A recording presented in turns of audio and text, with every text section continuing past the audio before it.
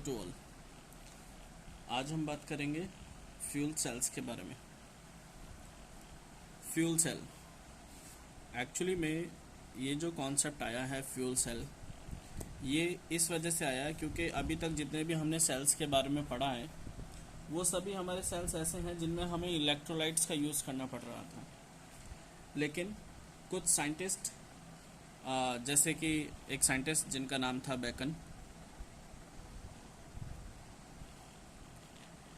इन्होंने एक सेल का निर्माण किया या सेल बनाया जिसको कहा गया बेकन सेल।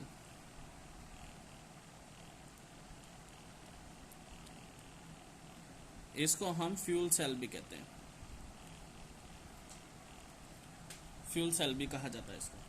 एक्चुअली में बेकन ने क्या किया था, एक ऐसा सेल डेवलप किया जिसमें हाइड्रोजन और ऑक्सीजन के कॉम्बिनेशन से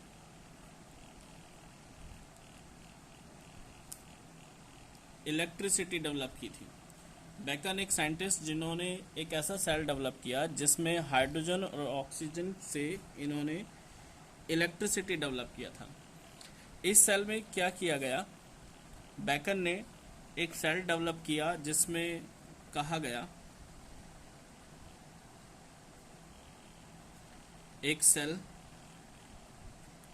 जिसमें 2 इलेक्ट्रोड लगाई गई। ये दोनों इलेक्ट्रोड कार्बन की इलेक्ट्रोड हैं और ये एक ऐसे कार्बन की इलेक्ट्रोड हैं जिनमें फोर्स हैं, यानी कि छोटे छोटे छेद हैं, जिनमें छोटे छोटे छेद होते हैं, पोर्ट्स होते हैं। यानी कि यहाँ पर कंप्रेस्ड कार्बन लिया गया है जिसको हमने पूरा नाम दिया गया था इसमें, that is forced compressed carbon.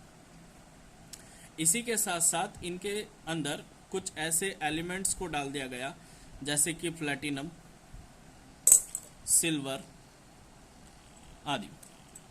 Platinum और सिल्वर का इसमें मिक्सचर लिया गया। दैट मीन्स हम ये कह सकते हैं कि यहाँ पर फोर्स्ड कंप्रेस्ड कार्बन और प्लैटिनम या फिर सिल्वर का एक मिक्सचर लेकर 2 इलेक्ट्रोड बनाई गई थी।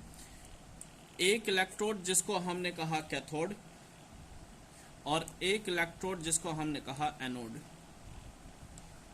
अब इन्हीं कैथोड और एनोड के बीच में हाई इलेक्ट्रोलाइट भर दिया गया, या फिर कहें एक ऐसा सॉल्यूशन जो OH माइनस प्रोड्यूस कर सके। और आप ये अच्छी तरह से जानते हैं कि कुछ ही ऐसे सॉल्यूशन हैं जो बहुत तेज़ी से OH माइनस डेवलप कर सकते हैं, जैसे कि मैं कहूँ यहाँ पर KOH या फिर NaOH, पोटेशियम हाइड्रोक्साइड या फिर सोडियम हाइड्रोक्साइड। तो ये एक सेल डेवलप है जिसमें बीच में कैथोड्स और एनोड्स लगे हैं, पॉजिटिव एंड नेगेटिव। ये बनाए गए थे कंप्रेस्ड कार्बन से जिसके अंदर मिक्सिंग है प्लैटिनम या फिर सिल्वर की। इसमें कोबाल्ट ऑक्साइड भी ले लिया जाता है। देन बीच में यहाँ पर सॉल्यूशन भरा गया पोटेशियम हाइड्रोक्साइड या फिर सोडियम हाइड्रोक्साइड का। अब इसका प्रोसेस कैसे था? प्रोसेस इसका कुछ इस प्रकार है कि यहाँ से एक साइड से ऑक्सीजन को फ्लो किया गया और दूसरे साइड से हाइड्रोजन गैस को फ्लो किया गया। याद रखेंगे फ्यूल सेल में, यानी कि बेकन ने जो सेल डेवलप किया था, इस फ्यूल सेल में जिस साइड पर कैथोड है उस साइड से ऑक्सीजन फ्लो किया गया और जिस साइड पर एनोड है उस साइड से हाइड्रोजन गैस को फ्लो किया गया। तब इसमें क्या हुआ, जैसे हाइड्रोजन गैस फ्लो किया गया, अभी हमने कहा था ये इलेक्ट्रोड हमारे पास ऐसी हैं जो फोर्स्ड हैं, यानी कि इनमें छोटे छोटे छेद हैं। तो ये क्या करते हैं, जब यहाँ से ऑक्सीजन पास आउट होगा या फिर हाइड्रोजन पास आउट होगा, यानी कि हाइड्रोजन हम यहाँ से रिलीज करेंगे, तो क्या होगा, जब ये हाइड्रोजन इस इलेक्ट्रोड से गुजरेगा, तो ये H+ बना लेगा। दैट मीन्स ये इलेक्ट्रोड क्या करेंगे, ये इलेक्ट्रोड हाइड्रोजन से इलेक्ट्रॉन्स निकाल लेंगे जो मोशन करेंगे एनोड से कैथोड की तरफ। दैट मीन्स अगर हम हाइड्रोजन गैस फ्लो कर रहे हैं इस साइड से, तो ये एनोड से पास होते हुए एनोड से पास होते हुए H प्लस रिलीज कर लेते हैं। दैट मीन्स हाइड्रोजन गैस को H प्लस आयन में कन्वर्ट कर लेते हैं। देन इसके बाद यहाँ से जो इलेक्ट्रॉन है वो मूव करता है कैथोड की तरफ। कैथोड की तरफ जैसे ही मूव करेगा और हाइड्रोजन फिर दोबारा से कैथोड से पास आउट होगा, तो यहाँ पर उसको कौन मिलेगा? यहाँ पर मिलेगा उसको ऑक्सीजन, जिससे रिएक्शन करके ये H प्लस जब ऑक्सीजन से रिएक्शन करेगा और साथ में इसे यहाँ से पास आउट होने के बाद जो इलेक्ट्रॉन मिल रहे हैं वो इलेक्ट्रॉन मिलेंगे, तो यहाँ पर हाइड्रोजन और ऑक्सीजन कंबाइन होकर वाटर वेपर डेवलप कर लेते हैं। दैट मीन्स ये एक ऐसा सेल डेवलप किया गया था बेकन के द्वारा जिसमें इलेक्ट्रिसिटी तो प्रोड्यूस हो ही रही है, किसकी वजह से? ऑक्सीजन और हाइड्रोजन की सप्लाई की वजह से। साथ साथ यहाँ पर हमें वाटर वेपर्स में मिलती रहती हैं।